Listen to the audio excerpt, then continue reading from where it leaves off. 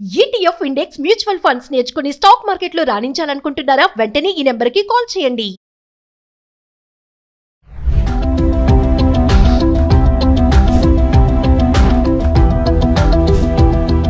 నమస్తే, welcome back to Suman TV. ప్రస్తుతం మనతో పాటు ఉన్నారు consumers affairs committee chairman Mandari Krishna Reddy గారు.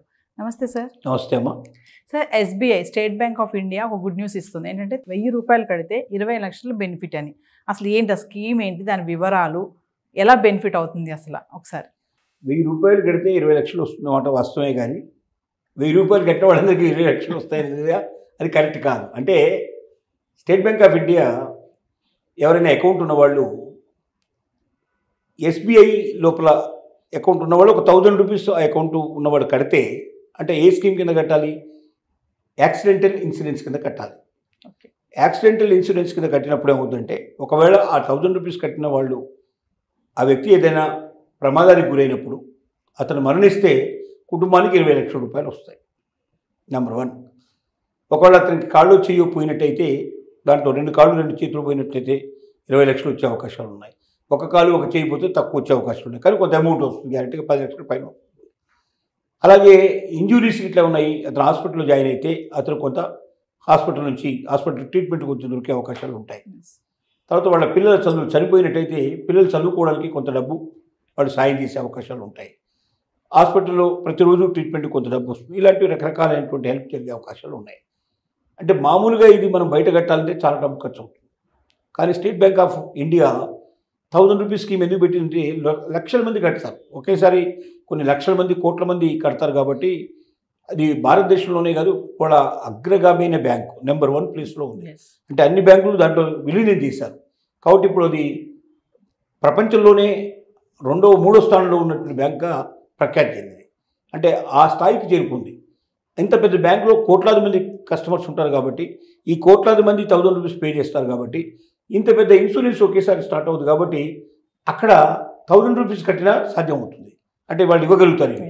అదే వేరే దాంట్లో మనం డైరెక్ట్ వెళ్ళి కట్టాలంటే, ఈ రకంగా 20 లక్షల రూపాయలు బెనిఫిట్ కావాలంటే చాలా డబ్బులు పే చేయాల్సి వస్తుంది ఇన్సూరెన్స్ డైరెక్ట్ కడితే.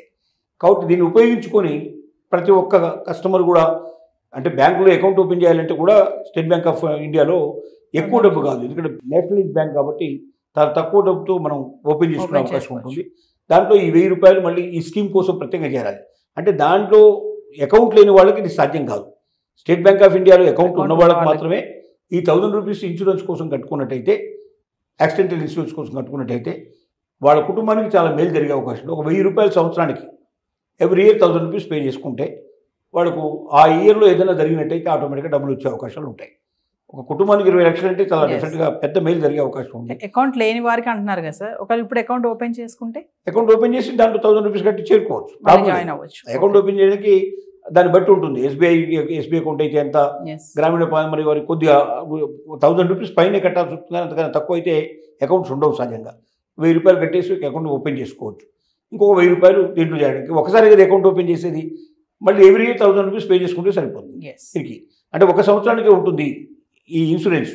ఒక సంవత్సరం తర్వాత మళ్ళీ అయిపోతుంది, ఎక్స్పైర్ అయిపోతుంది, మళ్ళీ కట్టుకోవాలి. ఆ డేట్ లోపలే మనం పే చేసుకుంటూ పోతే కంటిన్యూ అవుతూ ఉంటుంది. ఇది 65 సంవత్సరాల లోపల ఉండే వాళ్ళకి మాత్రమే వర్తిస్తుంది. 65 సంవత్సరాల లోపు, 65 ఇయర్స్ దాటిన వాళ్ళకి ఇది వర్తించాలి.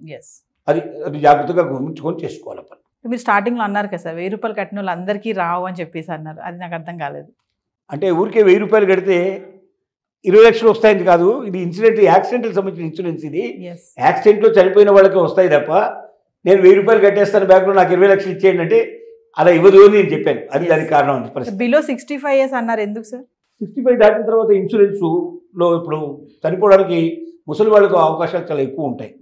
అంటే వాళ్ళు మామూలు కూడా చనిపోయే అవకాశం ఉంది, యాక్సిడెంట్లో కూడా తొందరగా యాక్సిడెంట్లు అయ్యే అవకాశాలు ఉన్నాయి. వాళ్ళకి చూపు సరిగ్గా లేకపోవడం వల్ల, నడక సరిగ్గా లేకపోవడం వల్ల సమస్యలు వస్తాయి. ఉద్దేశంతో 65కి మాత్రమే దీన్ని పరిమితం చేశారు. బట్ 75 దాకా ఇచ్చేటువంటి కొన్ని బ్యాంకులు కూడా ఉన్నాయి. కొన్ని బ్యాంకులు మనం ప్రత్యేకంగా తెలుసుకొని వెళ్ళాలి. Thank you sir.